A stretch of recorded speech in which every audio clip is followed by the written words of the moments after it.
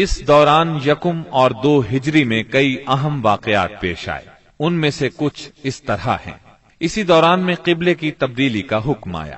مکہ مکرمہ سے ہجرت کر کے مدینہ منورہ آنے کے بعد 16 یا 17 ماہ تک مسلمان بیت المقدس کی طرف رخ کر کے نماز پڑھتے رہے۔ اب حکم آیا کہ خانہ کعبہ یعنی مسجد الحرام کی طرف منہ کر کے نماز ادا کی جائے۔ اسی سال میں رمضان المبارک کے روزے رکھنے اور زکوٰۃ ادا کرنے کے احکام نازل ہوئے۔ پھر عیدین کی نماز اور صدقۃ الفطر کا حکم دیا گیا۔ اسی سال میں پہلی عید الفطر اور پہلی عید الاضحیٰ پڑھی گئی۔ اسی سال نبی کریم صلی اللہ علیہ وسلم نے اپنی پیاری بیٹی سیدہ فاطمہ رضی اللہ عنہا کی شادی سیدنا علی رضی اللہ عنہ سے کی۔ سب سے بڑھ کر یہ کہ اسی سال میں مسلمانوں پر حکم الہی سے جہاد فرض کیا گیا اور مسلمانوں کو اپنے دفاع کا حق دیا گیا۔ مکہ معظمہ میں صرف تبلیغ کا حکم تھا، اب اپنے تحفظ میں تلوار اٹھانے کا حکم آ گیا۔ چنانچہ سریوں اور غزوات کا آغاز ہوا۔ جن جنگوں میں آپ نے کسی صحابی کو امیر لشکر بنا کر بھیجا وہ سریہ کہلاتی ہے، اور جن جنگی مارکوں میں آپ خود امیر لشکر ہوئے وہ غزوہ کہلاتے ہیں۔ تاریخ اسلام میں غزوات کی تعداد 21 سے لے کر 27 تک بیان کی جاتی ہے، جبکہ سریوں کی تعداد اس سے کہیں زیادہ ہے۔ اس سال کے دوران کئی غزوات ہوئے، لیکن سب سے مشہور غزوہ بدر ہے۔ نبی کریم صلی اللہ علیہ وسلم جب ہجرت کر کے مدینہ منورہ پہنچے تو ان دنوں مدینے میں ایک نہایت دولت مند اور با اثر شخص عبداللہ بن ابی تھا۔ ہجرت سے پہلے انصار میں اس کا بہت اثر و رسوخ تھا۔ انصار اسے اپنا سردار بنانے والے تھے، بلکہ اس کی تاج پوشی کے لیے ایک تاج بنوا لیا گیا تھا۔ اسی دوران میں آپ صلی اللہ علیہ وسلم ہجرت کر کے مدینہ پہنچے اور انصار کے دونوں قبائل نے آپ کے ہاتھ پر بیعت کر لی، اور میثاق مدینہ کے ذریعے سے یہودیوں نے بھی آپ کی قیادت کو تسلیم کر لیا۔ اس سے عبداللہ بن ابی کی سرداری کے منصوبے دھرے کے دھرے رہ گئے۔ اس بنا پر اس نے آپ کی مخالفت پر کمر باندھ لی۔ ادھر مشرکین مکہ جو اسلام، مسلمانوں اور رسول اللہ صلی اللہ علیہ وسلم کی دشمنی میں جل بھن رہے تھے، انہوں نے عبداللہ بن ابی کو ایک دھمکی آمیز خط تحریر کیا۔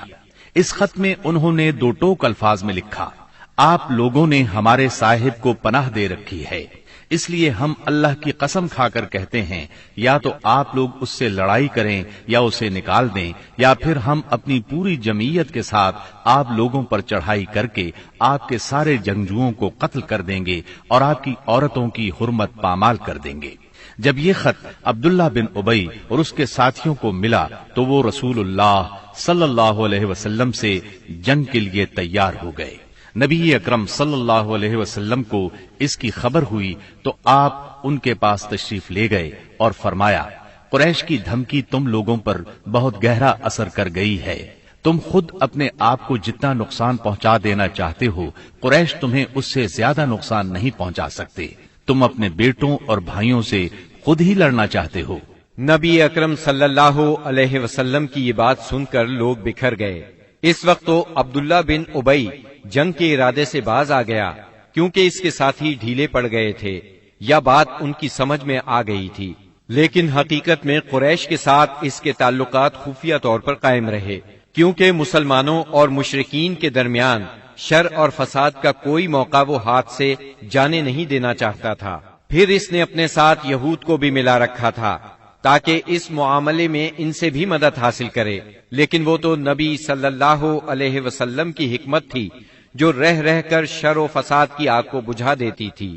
مسلمانوں کی ہجرت اور مدینے میں ان کی کامیابی سے کفار مکہ بہت تل ملا رہے تھے اور مدینے پر چڑھائی کے بہانے ڈھونڈ رہے تھے۔ رسول اللہ صلی اللہ علیہ وسلم کے بڑھتے ہوئے اقتدار اور اسلام کی اشاعت نے مکہ میں ابو جہل اور ابو سفیان کو سخت بے چین کر دیا تھا۔ یہی کیفیت مدینے میں عبداللہ بن ابی کی تھی۔ اس نے قریش کے حوصلے بڑھائے اور انہیں یقین دہانی کرائی کہ اگر تم نے مدینے پر دھاوا بولا تو یہودی تمہارا ساتھ دیں گے۔ مسلمان جب سے مدینہ آئے تھے خطرات بڑھتے جا رہے تھے اور ان کے سروں پر منڈلا رہے تھے۔ یہی وجہ تھی کہ مسلمانوں نے راتوں کو جاگ جاگ کر مدینے کا پہرا دیا۔ ادھر قریش نے مدینے کو تباہ و برباد کرنے کا ارادہ کر لیا۔ اس غرض کے لیے انہوں نے کئی قبائل کو اپنا ہم نوا بنا لیا۔ چنانچہ جب نبی صلی اللہ علیہ وسلم کو خبر ہوئی تو آپ نے 2 تدابیر اختیار کی۔ پہلی یہ کہ قریش کی شامی تجارت بند کر دی جائے تاکہ وہ مجبور ہو کر مدینے پر حملہ آور ہونے کا ارادہ ترک کر دیں۔ دوسرے یہ کہ مدینے کے آس پاس کے قبیلوں سے امن و امان کا معاہدہ کیا جائے تاکہ قریش جنگ مسلط کریں تو انہیں غیر جانبدار رکھا جا سکے۔ جب اللہ تعالی کی طرف سے جہاد اور قتال کی اجازت دی گئی تو رسول اللہ صلی اللہ علیہ وسلم نے کئی ایک سرایا بھیجے اور غزوات میں حصہ لیا۔ ان کی مختصر تفصیل کچھ یوں ہے۔ اس سلسلے میں پہلا سریہ جو رسول اللہ صلی اللہ علیہ وسلم نے بھیجا وہ سریہ سیف البحر کہلاتا ہے۔ اسے آپ نے رمضان 1 ہجری بمطابق مارچ 623 عیسوی میں بھیجا اور اپنے چچا سیدنا حمزہ بن عبد المطلب رضی اللہ عنہ کو اس سریے کا امیر بنایا اور 30 مہاجرین کو ان کے زیر کمان شام سے آنے والے ایک قریشی قافلے کا پتہ لگانے کے لیے روانہ فرمایا۔ اس قافلے میں 300 آدمی تھے جن میں ابو جہل بھی تھا۔ مسلمان عیس کے اطراف میں ساحل سمندر کے پاس پہنچے تو قافلے کا سامنا ہو گیا اور دونوں فریق جنگ کے لیے صف آرا ہو گئے۔ قریب تھا کہ جنگ ہو جاتی لیکن قبیلہ جوہینہ کے سردار نے بیچ بچاؤ کرا دیا۔ دونوں فریق واپس چلے گئے۔ یہ اسلامی تاریخ کا پہلا سریہ اور پہلا فوجی عمل تھا۔ اس کا جھنڈا سفید تھا اور یہ اسلامی تاریخ کا پہلا جھنڈا تھا۔ اس کے علم بردار سیدنا ابو مرصد کناز بن حسین غنوی رضی اللہ عنہ تھے۔ اس کے بعد پے در پے سریے روانہ کیے گئے۔ چنانچہ شوال 1 ہجری میں سیدنا عبیدہ بن حارث رضی اللہ عنہ کو 60 مہاجرین کے ساتھ بطن رابغ کی وادی میں بھیجا گیا۔ وہاں ابو سفیان سے سامنا ہوا جو 200 آدمیوں کے ساتھ تھا۔ دونوں طرف سے تیر چلے لیکن جنگ نہ ہوئی۔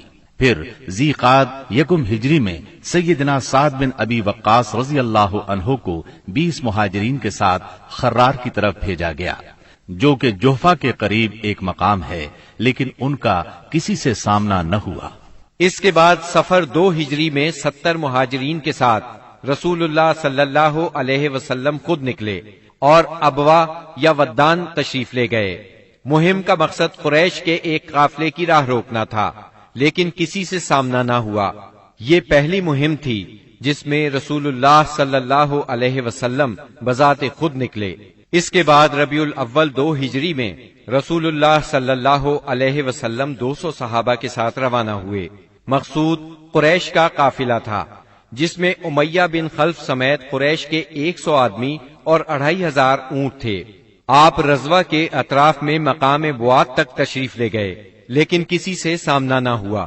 اسی مہینے میں کرز بن جابر فہری نے مشرکین کی ایک مختصر سی فوج کے ساتھ مدینہ کی چراگاہ پر چھاپا مارا اور کچھ مویشی ہانک کر لے گیا۔ رسول اللہ صلی اللہ علیہ وسلم نے 70 صحابہ کے ہمراہ اس کا تعاقب کیا اور بدر کے اطراف میں واقع وادی صفوان تک تشریف لے گئے، لیکن کرز نکل بھاگا۔ اسی واقعے کو بعض لوگ غزوہ بدر اولا بھی کہتے ہیں۔ اس کے بعد آپ جمادی الاولا یا جمادی الاخری 2 ہجری میں 150 یا 200 مہاجرین کے ساتھ ذوالعشیرہ تک تشریف لے گئے۔ مقصود قریش کے ایک قافلے کو روکنا تھا جو ملک شام جا رہا تھا، لیکن آپ کے پہنچنے سے پہلے وہ جا چکا تھا۔ اس سفر میں آپ نے بنو مدلج اور ان کے حلیف بنو زمرہ سے جنگ نہ کرنے کا معاہدہ کیا۔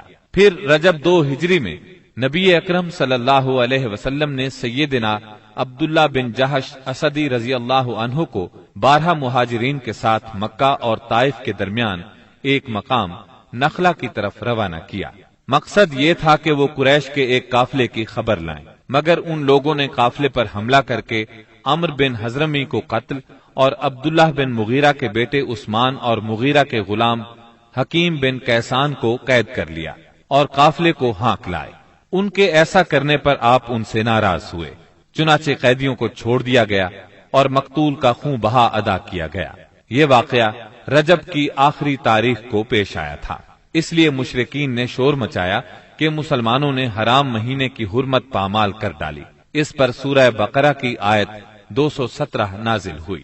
لوگ آپ سے حرام مہینے میں لڑائی کے بارے میں پوچھتے ہیں، آپ کہہ دیجئے اس میں جنگ کرنا بڑا گناہ ہے، اور اللہ کی راہ سے روکنا اور اس کے ساتھ کفر کرنا، مسجد حرام سے روکنا اور اس کے باشندوں کو وہاں سے نکالنا، یہ سب اللہ کے نزدیک اور زیادہ بڑا جرم ہے اور فتنہ قتل سے بڑھ کر ہے۔ یہ تھی جنگی نقل و حرکت جو مدینہ منورہ اور اس کے اطراف کے امن کی حفاظت کے لیے نبی صلی اللہ علیہ وسلم اور مسلمانوں نے قائم کر رکھی تھی۔ اس سے قریش کو یہ بتلانا بھی مقصود تھا کہ اگر وہ اپنے شر سے باز نہ آئے تو انجام برا ہوگا، لیکن وہ اپنی خودسری اور تکبر میں بڑھتے ہی چلے گئے۔ چنانچہ بدر کے میدان میں انہوں نے اس کی سزا پا لی اور جزا بہرحال گھاٹے ہی کی تھی۔ 17 رمضان 2 ہجری کو غزوہ بدر ہوا۔ یہ قریش اور مسلمانوں کے درمیان پہلا فیصلہ کن معرکہ تھا۔ اس کا سبب یہ ہوا کہ رسول اللہ صلی اللہ علیہ وسلم جس قافلے کے لیے ذوالعشیرہ تک تشریف لے گئے تھے اور وہ بچ کر شام چلا گیا تھا، آپ صلی اللہ علیہ وسلم اس کی طاق میں تھے اور اس کی خبر لانے کے لیے آپ نے شام کے مقام ہورا تک طلحہ بن عبید اللہ اور سعید بن زید رضی اللہ عنہما کو بھیجا۔ چنانچہ جیسے ہی یہ قافلہ وہاں سے گزرا، انہوں نے فوراً مدینہ منورہ خبر پہنچائی۔ اس قافلے میں اہل مکہ کی بڑی دولت تھی، یعنی 1000 اونٹ جن پر کم از کم 262 کلو سونے کی مالیت کا سامان تھا، اور اس کی حفاظت کے لیے صرف 40 آدمی تھے۔ خبر ملتے ہی رسول اللہ صلی اللہ علیہ وسلم نے صحابہ کرام رضی اللہ عنہم کو نکلنے کی دعوت دی، تاہم نکلنا ضروری نہیں قرار دیا۔ چنانچہ اس دعوت پر 313، 314 یا 317 صحابہ نے لبیک کہا۔ ان میں 82 یا 83 یا پھر 86 مہاجرین تھے اور بقیہ انصار، اور پھر انصار میں سے 61 قبیلہ اوس سے تھے اور 170 قبیلہ خزرج سے تھے۔ انہوں نے مکمل تیاری بھی نہیں کی تھی۔ سواری میں صرف 2 گھوڑے، ایک سیدنا زبیر بن عوام اور دوسرا سیدنا مقداد بن اسود کندی کے پاس تھا، اور 70 اونٹ تھے۔ 8 یا 12 رمضان المبارک 2 ہجری کو یہ مختصر فوج لے کر رسول اللہ صلی اللہ علیہ وسلم مدینہ منورہ سے نکلے تو بدر منزل مقصود تھی۔ یہ مدینہ منورہ کے جنوب مغرب میں 155 کلومیٹر کے فاصلے پر واقع ہے۔ اسے ہر طرف سے بلند پہاڑوں نے گھیر رکھا ہے، زیادہ حصہ ریتلا ہے۔ ساحل سمندر یہاں سے قریباً 10 میل کے فاصلے پر ہے۔ یہاں پانی کا ایک چشمہ ہے اور ارد گرد باغات موجود ہیں۔ اس قافلے کے سالار ابو سفیان تھے، جو بہت ہوشیار اور چوکنے آدمی تھے۔ ہر آنے جانے والے سے مسلمانوں کی نقل و حرکت کے بارے میں معلوم کرتے رہتے تھے۔ ابھی وہ بدر سے کافی دور تھے کہ انہیں مسلمانوں کے نکلنے کا علم ہو گیا۔ چنانچہ انہوں نے فوراً قافلے کا رخ مغرب کی طرف پھیر کر ساحل کا راستہ پکڑ لیا اور بدر کا راستہ مکمل طور پر چھوڑ دیا۔ ساتھ ہی زمزم بن عمرو غفاری کو اجرت دے کر مکہ بھیجا کہ جس قدر جلد ممکن ہو انہیں مسلمانوں کے نکلنے کی اطلاع دے دیں۔ اس نے خبر پہنچائی تو اہل مکہ نہایت تیزی سے تیار ہوئے اور سب کے سب نکلے۔ ابو لہب کے سوا بڑوں میں سے کوئی پیچھے نہ رہا۔ آس پاس کے قبائل کے لوگ بھی ساتھ لے لیے۔ جب یہ لشکر مقام جحفہ پر پہنچا تو ابو سفیان کا پیغام ملا۔ اس میں اس نے اپنے بچ نکلنے کی اطلاع دی تھی اور یہ مطالبہ کیا تھا کہ مکہ واپس پلٹ جائیں۔ چنانچہ لوگوں نے واپسی کا ارادہ کر لیا، مگر ابو جہل نے اپنے تکبر اور اکڑ کی وجہ سے واپس جانے سے انکار کر دیا۔ قریش کی فوج میں 1000 آدمی تھے، جن کے پاس 100 گھوڑے اور 600 زرہیں تھی اور اونٹ کثرت سے تھے۔ ایک طرف انہیں اپنی کثرت پر ناز اور ساز و سامان پر فخر تھا، تو دوسری طرف نبی کریم صلی اللہ علیہ وسلم عز و انکسار سے اللہ کی بارگاہ میں ہاتھ پھیلائے دعا کر رہے تھے۔ آپ کی دعا کے الفاظ یہ تھے: اے باری تعالی، اگر مسلمانوں کی یہ مٹھی بھر جماعت ہلاک ہو گئی تو روئے زمین پر کبھی تیری عبادت نہ کی جائے گی۔ اے اللہ، اگر تو چاہے تو آج کے بعد کبھی تیری عبادت نہ کی جائے۔ آپ نے خوب تضرع اور خلوص سے دعا کی، یہاں تک کہ آپ کی چادر آپ کے کندھوں سے گر گئی۔ سیدنا ابو بکر رضی اللہ عنہ نے چادر درست کی اور عرض کیا، اے اللہ کے رسول بس کریں، آپ نے اپنے رب سے جی بھر کے دعا فرما لی۔ دونوں لشکر آمنے سامنے آئے تو سب سے پہلے مشرکین میں سے بہترین سالار عتبہ، شیبہ اور ولید بن عتبہ میدان میں نکلے۔ عتبہ اور شیبہ ربیہ کے بیٹے تھے۔ انہوں نے للکار کر کہا، آؤ تم میں سے کون ہمارے مقابلے پر آتا ہے۔ مقابلے کے لیے انصار کے 3 جوان نکلے، ایک اوف، دوسرے معوذ، یہ دونوں حارث کے بیٹے تھے، تیسرے عبداللہ بن رواحہ رضی اللہ عنہ۔ قریشیوں نے کہا، تم کون لوگ ہو؟ انہوں نے کہا، ہم انصار کی ایک جماعت ہیں۔ قریشیوں نے کہا، آپ لوگ شریف مد مقابل ہیں، لیکن ہمیں آپ سے سروکار نہیں، ہم تو اپنے چچیرے بھائیوں کو چاہتے ہیں۔ پھر ان کے منادی نے آواز لگائی، محمد ہمارے پاس ہماری قوم کے ہمسروں کو بھیجو۔ رسول اللہ صلی اللہ علیہ وسلم نے فرمایا، عبیدہ بن حارث اٹھو، حمزہ اٹھو، علی اٹھو۔ جب یہ لوگ اٹھے اور قریشیوں کے قریب پہنچے تو انہوں نے پوچھا، آپ کون لوگ ہیں؟ انہوں نے اپنا تعارف کرایا۔ قریشیوں نے کہا، آپ لوگ شریف مد مقابل ہیں۔ اس کے بعد معرکہ آرائی ہوئی۔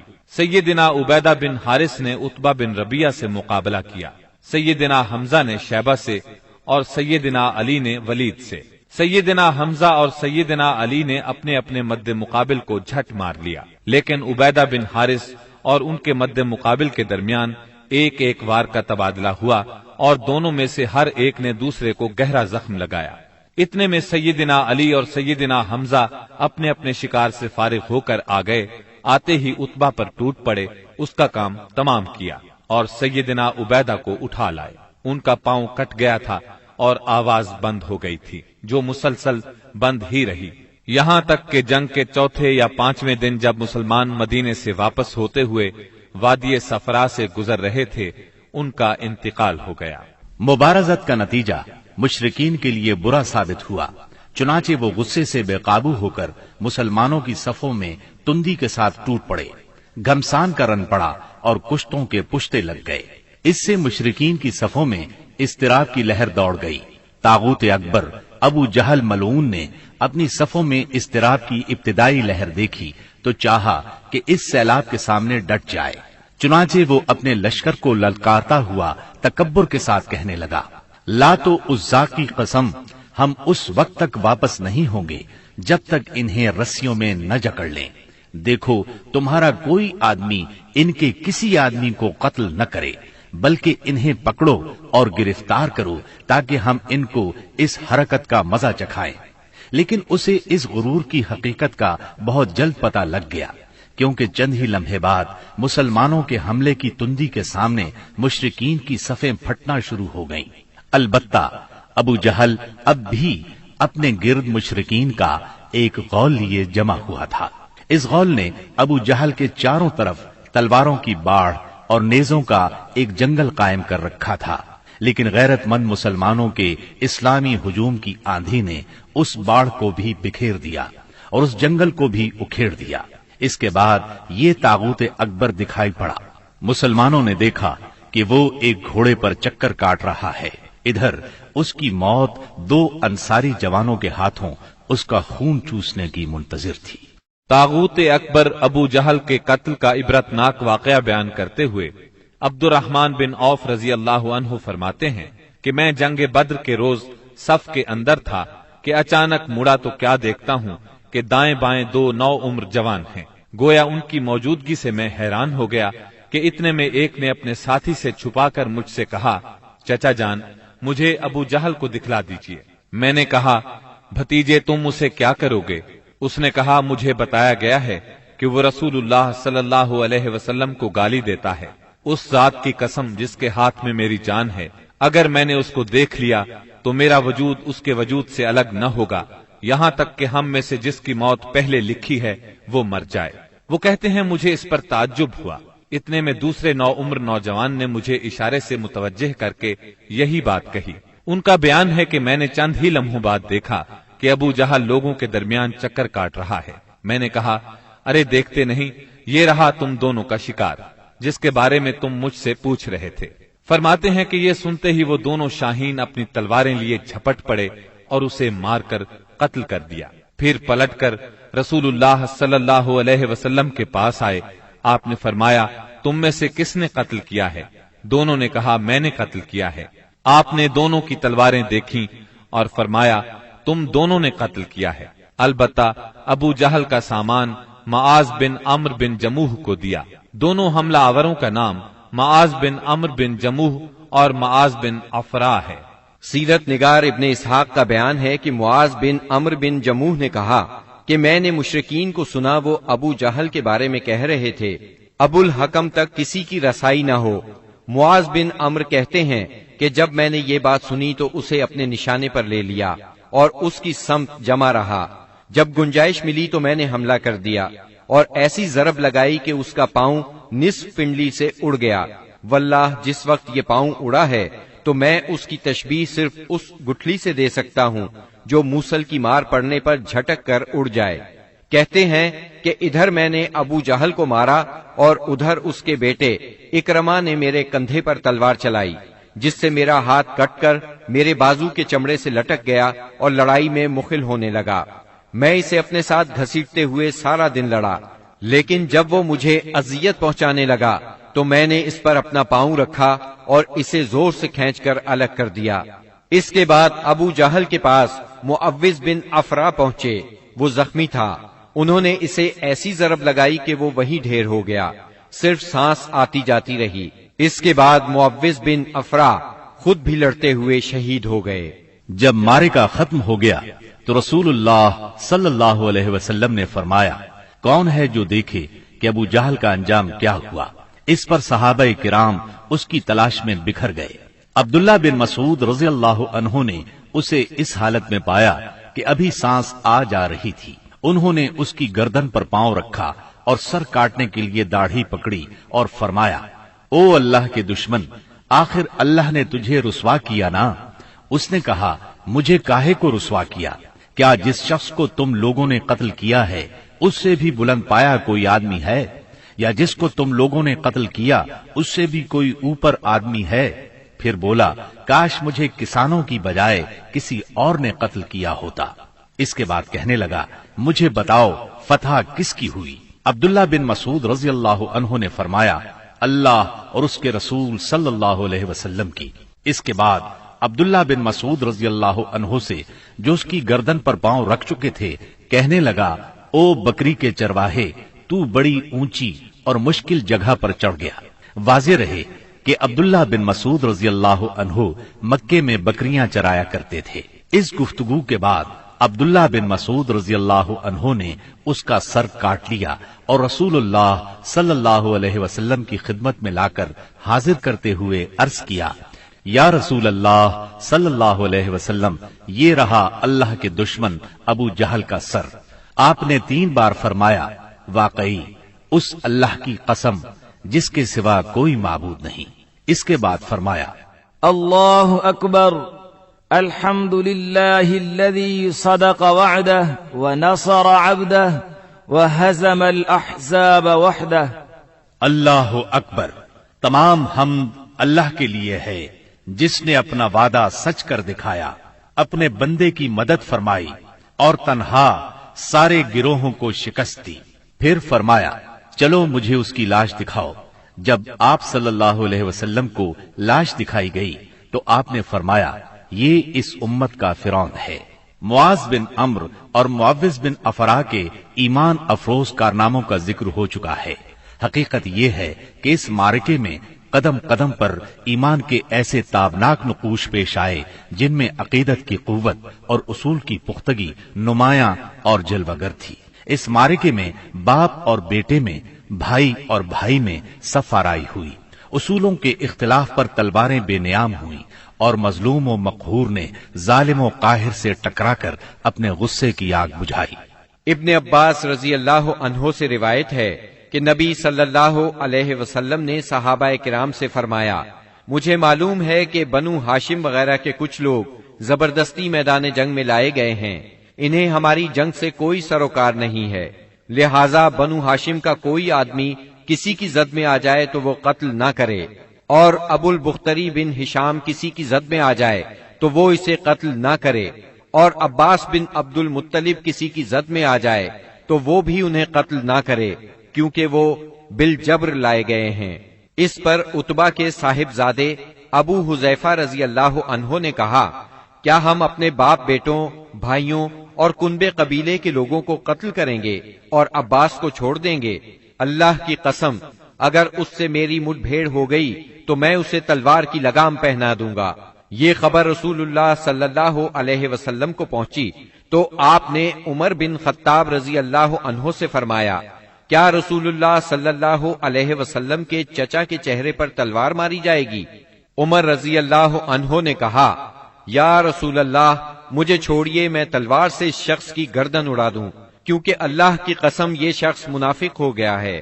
بعد میں ابو حذیفہ رضی اللہ عنہ کہا کرتے تھے، اس دن میں نے جو بات کہہ دی تھی اس کی وجہ سے مجھے برابر خوف لگا رہتا ہے، صرف یہی صورت ہے کہ میری شہادت اس کا کفارہ بن جائے، اور بالآخر وہ یمامہ کی جنگ میں شہید ہو ہی گئے۔ ابو البختری کو قتل کرنے سے اس لیے منع کیا گیا تھا کہ مکے میں یہ شخص سب سے زیادہ رسول اللہ صلی اللہ علیہ وسلم کی ایذا رسانی سے اپنا ہاتھ روکے ہوئے تھا، آپ کو کسی قسم کی تکلیف نہ پہنچاتا تھا اور نہ اس کی طرف سے کوئی ناگوار بات سننے میں آتی تھی، اور یہ ان لوگوں میں سے تھا جنہوں نے بنی ہاشم اور بنی مطلب کے بائیکاٹ کا صحیفہ چاک کیا تھا۔ لیکن ان سب کے باوجود ابو البختری کو قتل کر دیا گیا۔ ہوا یہ کہ مجزر بن زیاد سے اس کی مد بھیڑ ہو گئی، اس کے ساتھ اس کا ایک اور ساتھی بھی تھا، دونوں ساتھ ساتھ لڑ رہے تھے۔ مجزر نے کہا، ابو البختری، رسول اللہ صلی اللہ علیہ وسلم نے ہمیں آپ کو قتل کرنے سے منع کیا ہے۔ اس نے کہا، اور میرا ساتھی؟ مجزر نے کہا، نہیں واللہ ہم آپ کے ساتھی کو نہیں چھوڑ سکتے۔ اس نے کہا، اللہ کی قسم، تب میں اور وہ دونوں مریں گے۔ اس کے بعد دونوں نے لڑائی شروع کر دی، مجزر نے مجبوراً اسے بھی قتل کر دیا۔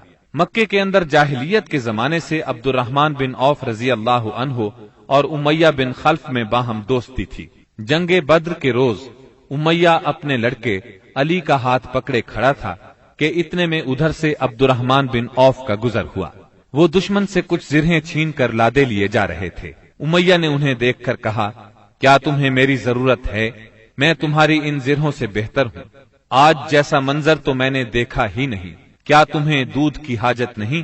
مطلب یہ تھا کہ جو مجھے قید کرے گا میں اسے فدیے میں خوب ددھیل اونٹنیاں دوں گا۔ یہ سن کر عبد الرحمن بن عوف رضی اللہ عنہ نے زرہیں پھینک دی اور دونوں کو گرفتار کر کے آگے بڑھے۔ عبد الرحمن بن عوف رضی اللہ عنہ کہتے ہیں کہ میں امیہ اور اس کے بیٹے کے درمیان چل رہا تھا کہ امیہ نے پوچھا، آپ لوگوں میں کون سا آدمی تھا جو اپنے سینے پر شتر مرغ کا پر لگائے ہوئے تھا؟ میں نے کہا، وہ حمزہ بن عبد المطلب رضی اللہ عنہ تھے۔ امیہ نے کہا، یہی شخص ہے جس نے ہمارے اندر تباہی مچا رکھی تھی۔ سیدنا عبد الرحمن رضی اللہ عنہ کہتے ہیں کہ واللہ میں ان دونوں کو لیے جا رہا تھا کہ اچانک بلال رضی اللہ عنہ نے امیہ کو میرے ساتھ دیکھ لیا تو انہوں نے کہا، او ہو، کفار کا سرغنہ امیہ بن خلف، اب یا تو میں بچوں گا یا یہ بچے گا۔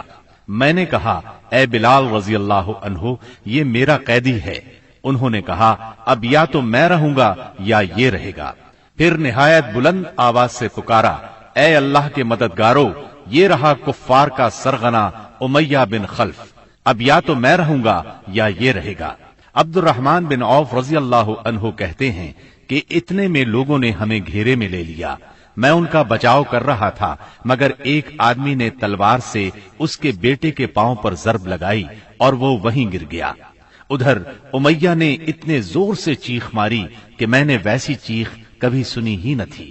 میں نے کہا، نکل بھاگو، مگر آج بھاگنے کی گنجائش نہیں، اللہ کی قسم میں تمہارے کچھ کام نہیں آ سکتا۔ عبد الرحمن رضی اللہ عنہ فرماتے ہیں کہ لوگوں نے اپنی تلواروں سے ان دونوں کو کاٹ کر ان کا کام تمام کر دیا۔ اس کے بعد عبد الرحمن بن عوف رضی اللہ عنہ کہا کرتے تھے، اللہ بلال رضی اللہ عنہ پر رحم کرے، میری زرہیں بھی گئیں اور میرے قیدی کے بارے میں مجھے تڑپا بھی دیا۔ سیدنا عمر بن خطاب رضی اللہ عنہ نے اپنے ماموں عاص بن ہشام بن مغیرہ کو قتل کیا۔ سیدنا ابو بکر صدیق رضی اللہ عنہ نے اپنے بیٹے عبد الرحمن کو جو اس وقت مشرکین کے ہمراہ تھے پکار کر کہا، او خبیث، میرا مال کہاں ہے؟ عبد الرحمن نے جواب میں ایک شعر کہا جس کا ترجمہ یوں ہے، ہتھیار، تیز رو گھوڑے اور اس تلوار کے سوا کچھ باقی نہیں جو بڑھاپے کی گمراہی کا خاتمہ کرتی ہے۔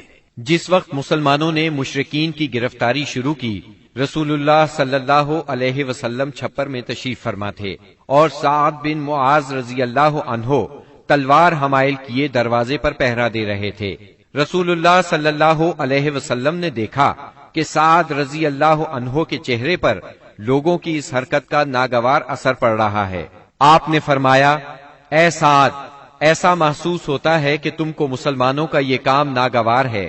انہوں نے کہا، جی ہاں، اللہ کی قسم، اے اللہ کے رسول، یہ اہل شرک کے ساتھ پہلا معرکہ ہے جس کا موقع اللہ نے ہمیں فراہم کیا ہے، اس لیے اہل شرک کو باقی چھوڑنے کی بجائے مجھے یہ بات زیادہ پسند ہے کہ انہیں خوب قتل کیا جائے اور اچھی طرح کچل دیا جائے۔